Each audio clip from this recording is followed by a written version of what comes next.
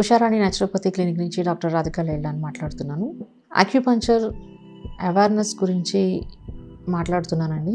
Patients చాలామంది నాకు WhatsApp messages పెడుతున్నారు. అసలు ఎలాంటి డిసీజెస్కి అక్యుపంక్చర్లో ఇంప్రూవ్మెంట్ ఉంది అంటే క్యూర్ ఉంది అని చెప్పేసి అడుగుతున్నారండి. అసలు ఫస్ట్ అక్యుపంక్చర్ ఏ వ్యాధులు నయం చేస్తుందన్న విషయం చాలామందికి తెలియదు. ఇంకొక క్వశ్చన్ ఏంటంటే అలోపతి మెడికేషన్ తీసుకుంటూ అక్యుపంక్చర్ తీసుకోవచ్చా, లేదు అంటే అలోపతి మెడికేషన్ మానేయచ్చా అని ఈ రెండు క్వశ్చన్స్ అడుగుతున్నారు. రెండిట్ల మీద నేను మాట్లాడుతున్నాను. అలోపతి మెడిసిన్స్ అంటే బీపీకి, థైరాయిడ్కి, డయాబెటిక్కి సంబంధించినవి వాడుతూ ఉన్నట్లయితే మాత్రం అవి ఎట్టి పరిస్థితుల్లో మానకూడదండి. మిగతావైతే కండిషన్ బట్టి చెప్పినప్పుడు మానేయచ్చు. ఆల్టర్నేట్ మెడిసిన్ అండి ఇది. అక్యుపంక్చర్ అంటే ఆల్టర్నేట్ మెడిసిన్ కాబట్టి మీరు అలోపతి మెడికేషన్ తీసుకుంటూనే క్రానిక్ కేసెస్లో అక్యుపంక్చర్ ట్రీట్మెంట్కి రావాల్సి వస్తుంది. అది గుర్తుపెట్టుకోండి. ఏ డిసీజ్కైనా చేస్తారా అని అడుగుతున్నారండి. చాలా వరకు ఏ డిసీజెస్కైనా చేయగలము.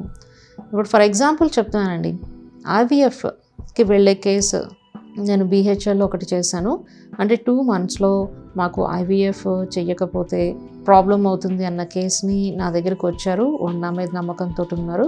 ఇద్దరు వైఫ్ అండ్ హస్బెండ్కి ఇద్దరికి కూడా నేను ట్రీట్మెంట్ ఇచ్చాను. అంటే వాళ్ళు బయటకు చెప్పుకోవడం ఇష్టం లేదు కాబట్టి నేను వీడియో వాళ్ళు చూపించలేకపోతున్నాను. కొన్ని కాన్ఫిడెన్షియల్గా ఉంచాలి కదండి. వాళ్ళకి నేను వితిన్ 3 monthsలో ప్రెగ్నెన్సీ వచ్చేలా చేశానండి. ఆ అమ్మాయి IVFకి వెళ్లకుండానే ఉత్తి అక్యుపంక్చర్ తోటి ప్రెగ్నెంట్ అయింది. రీసెంట్గా కూడా పాప పుట్టింది, ఒక 1 month అయింది. ఇలాగా పేషెంట్ కండిషన్ని బట్టి మనము ట్రీట్మెంట్ చేయగలం. IVFకి వెళ్లకుండానే ఒక కేసు మనం చేసాము అంటే ఏ వ్యాధికైనా కూడా మనము క్లియర్ చేయగలమన్న విషయం మీకు ఇక్కడ అర్థమవుతుంది. ఇంకొకటి ఏంటంటే నడుము నొప్పులు, కాళ్ళు నొప్పులు, తలనొప్పి, సైనస్, కిడ్నీకి సంబంధించినవి, లివర్కి సంబంధించిన సమస్యలు, ఇంటెస్టైన్కి సంబంధించిన సమస్యలు, సైకలాజికల్కి సంబంధించిన సమస్యలు, ఇలాంటి వాటికన్నిటికీ కూడా మనకి అక్యుపంక్చర్లో ట్రీట్మెంట్ ఉందండి. ఎందుకంటే అలోపతి అన్నది 100 years బ్యాక్ మాత్రమే వచ్చింది. కానీ అక్యుపంక్చర్ ఆల్టర్నేటివ్ మెడిసిన్ పూర్వకాలం నుంచి ఉంది, ఋషుల కాలం నుంచి ఉంది. ప్రెషర్ పాయింట్స్ వాళ్ళు చేసుకునేవారు, యోగముద్ర చేసుకునేవారు, మెడిటేషన్ చేసుకునేవారు వల్ల వాళ్ళు సంపూర్ణ ఆరోగ్యంగా ఉండేవారు. అవన్నీ మనం పక్కన పడేసి ఇంగ్లీష్ మందుల మీద మనము ఆధారపడిపోయాము. మన బాడీ కూడా దానికి అలవాటు పడిపోయింది. ఏ డిసీజ్కైనా సరే మనము ఇంప్రూవ్మెంట్స్ తీసుకురావచ్చు అంటే అది పేషెంట్ కండిషన్ మీద ఆధారపడి ఉంటుంది. కాబట్టి ఎవరికి ఏ ప్రాబ్లం ఉన్నా కూడా మీరు ఉషారాణి న్యాచురోపతి క్లినిక్ని కన్సల్ట్ అవ్వచ్చు. అక్యుపంక్చర్ ట్రీట్మెంట్ కావాలనుకుంటే మన బ్రాంచెస్ వచ్చి హైదరాబాద్లో మాత్రమే ఉన్నాయండి. Balanagar, Chintal, Surender Reddy Gardens, Bapunagar, RSK school లైన్లో అంటే స్ట్రీట్ నెంబర్ 3 అండి, సాయిప్రి ఎన్క్లేవ్లో G3లో ఉంది. అక్కడ నేను Tuesday, Wednesday, Friday, Saturday, Sunday 3 to 9 PM వరకు ఉంటాను. BHLలో లింగంపల్లి బ్రిడ్జ్ టౌన్ నుంచి MIG పోచమ్మ టెంపుల్ నుంచి second left 21465 Monday and Thursday 12 to 7 PM వరకు ఉంటానండి. టైమింగ్స్ నోట్ చేసుకోండి. 7995937939కి వాట్సాప్ మెసేజ్ మాత్రమే చేయండి. ఈ నెంబర్లో డైరెక్ట్గా నేనే మాట్లాడతాను కాబట్టి మీరు ఫోన్ కాల్ చేయకుండా మెసేజ్ పెట్టినట్లయితే నా వీలుని చూసుకుని నేను మీకు సమాధానాలు ఇస్తాను. పెరాలసిస్ పేషెంట్స్కి కూడా మనకి ఇంప్రూవ్మెంట్స్ ఉంటాయి. మైగ్రేన్ కేసెస్కి అయితే 80 to 90% క్యూర్ ఉంది. తర్వాత సర్వికల్ స్పాండిలైటిస్కి క్యూర్ ఉంటుందండి. ఇక్కడ ఏంటంటే పేషెంట్ కండిషన్ మీద డిపెండ్ అయి ఉంటుంది, ఎన్ని సిట్టింగ్స్ పడతాయి, అసలు ఎలాంటి ఇంప్రూవ్మెంట్ వస్తుందని. కాబట్టి ఎలాంటి డిసీజ్కైనా సరే మనం ఇక్కడ క్యూర్ చేయడానికి ఛాన్సెస్ ఉంటాయి. ఈవెన్ క్యాన్సర్ పేషెంట్స్ అంటే ఇప్పుడు కీమోథెరపీ చేయించుకుంటూ మీరు ట్రీట్మెంట్ కనుక ఆల్టర్నేట్ మెడిసిన్లోకి వచ్చి చేయించుకున్నట్లయితే, కీమోథెరపీ చేసినప్పుడు అందరికీ తెలిసిన విషయమే, వాళ్ళు చాలా డియాక్టివేట్ అయిపోతారండి. అంటే చాలా వీక్ అయిపోతారు. ఎప్పుడైతే same the time acupuncture treatment కూడా చేయించుకుంటారో వాళ్ళ పని వాళ్ళు చేసుకునే విధంగా వాళ్ళ యొక్క బాడీ సహకరిస్తుంది. అంతేకాకుండా కిడ్నీ డయాలసిస్ పేషెంట్స్ ఉన్నారనుకోండి, ఫర్ ఎగ్జాంపుల్ క్రానిక్ కదా అది, డయాలసిస్ చేయించుకుంటున్న వాళ్ళు ఏ పని చేయలేక ఉండిపోతూ ఉంటారు. అలా కాకుండా వాళ్ళు కొంచెం వాళ్ళ పని వాళ్ళు చేసుకునేలా చేయడానికి ఎప్పుడైతే డయాలసిస్కి వెళ్తున్నారో ఆ డేస్ కాకుండా మిగతా డేస్లో మీరు యాక్యుపంక్చర్ ట్రీట్మెంట్ కనుక చేయించుకున్నట్లయితే మీ బాడీ యాక్టివేట్ అయ్యి ఆటోమేటిక్గా మీరు మీ పని చేసుకోగలరండి. అంటే మీరు ఎదుటి వాళ్ళ మీద డిపెండ్ అవ్వకుండా మీ పని మీరు చేసుకోగలరు.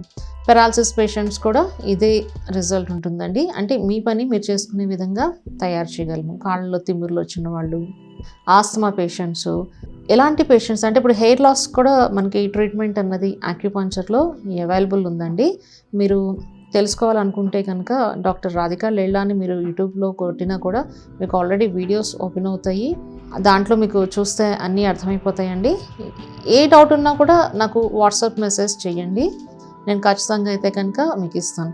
కానీ ఏంటంటే మీరు అక్యుపంక్చరిస్ట్ దగ్గరికి వెళ్ళేటప్పుడు మాత్రం ఒక స్మాల్ రిక్వెస్ట్ అందరికీ చెప్తున్నానండి. అంటే నా దగ్గరికే రమ్మని చెప్పట్లేదు. చాలామంది ఏంటంటే సరిగ్గా గైడెన్స్ లేక, తర్వాత వాళ్ళకి ఎక్స్పీరియన్స్ లేని డాక్టర్స్ దగ్గరికి వెళ్తున్నారు. దానివల్ల కొంచెం ప్రాబ్లమ్స్ వస్తున్నాయండి. అది కొంచెం చెక్ చేసుకుని వెళ్ళండి. అంటే ఎక్స్పీరియన్స్డ్ డాక్టర్ దగ్గరికి వెళ్ళండి. తర్వాత వాళ్ళు ఎలా మాట్లాడుతున్నారు ఏంటి అన్నది మీరు చూసుకోగలిగితే మనకి చాలా బాగుంటుంది. అంటే మీకు ట్రీట్మెంట్ ఇచ్చేటప్పుడు ఎవరు ఇస్తున్నారు?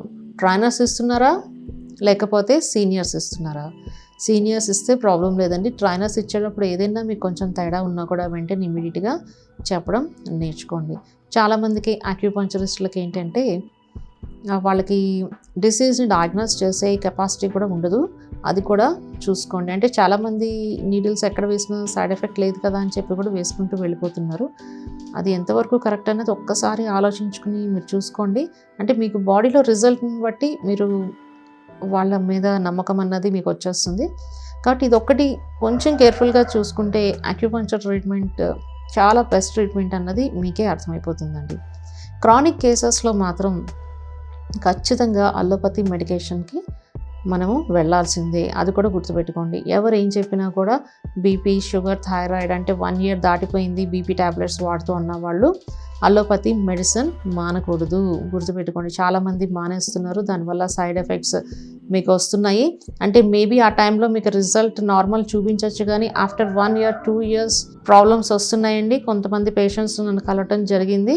వాళ్ళు ఏంటంటే బిఫోర్ వాళ్ళు 1 year వాడి బీపీ ట్యాబ్లెట్స్ మానేయడము, షుగర్ ట్యాబ్లెట్లు మానేయడం ఎవరో చెప్పారని చేయడం వల్ల 2 years తర్వాత వాళ్ళకి తల తిరగడము, బ్యాక్ పెయిన్ రావడము ఇలాంటివన్నీ జరుగుతున్నాయి. కాబట్టి దయచేసి డాక్టర్ కన్సల్టేషన్లో మీరు ఏది చేసినా కూడా చేస్తూ ఉండాలి. ఎవ్రీ 3 monthsకి డాక్టర్ కన్సల్టేషన్కి వెళ్ళడం అన్నది అలవాటు చేసుకోండి.